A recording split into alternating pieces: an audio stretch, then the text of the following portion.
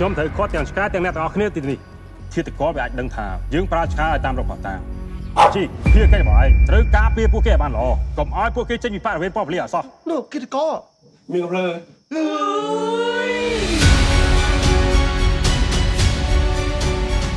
ពីភ្ញៀវទេសចរខ្លាចជាជនសង្ស័យតើពួកគេពិតជាឃាតករ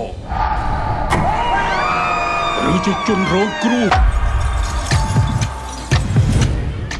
ជុកមិនហ្នឹងមានរឿងកាក់ឡើងលើពួកខ្ញុំទៀតហើយហួយលងលោកបេពួកខ្ញុំភ័យសឹងស្លាប់ហ៎ខ្មោចនេះវាម្លងពួកខ្ញុំដាក់ក្នុងឡានឡានពួកខ្ញុំមកសឹងតែឡានធំមកបុកទៀត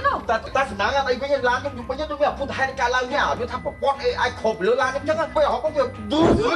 ហ្មងតិចថតហ្មងខ្មោចលោកហ្នឹងឡានរបស់ហ្នឹងបើអស់កិច្ចការហើយតើចេញទៅនៅពេលដែលច្បាប់មើលរំលងវិញ្ញាណនឹងនាំផ្លូវ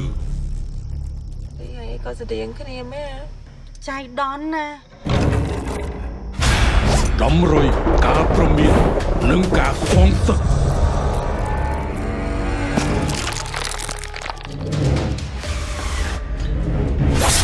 តើអ្នកណាជាមិត្តអ្នកណាជាសត្រូវឃាតករពិតអាចនៅជិតជាងអ្នកគិត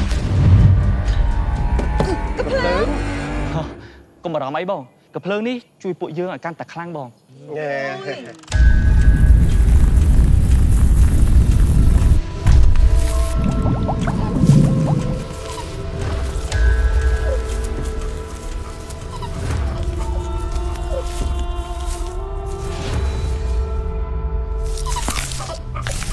4នាក់បូក4នាក់បូក1បញ្ចាំងជូនទស្សនានៅថ្ងៃទី5 ខែ 2 ឆ្នាំនេះ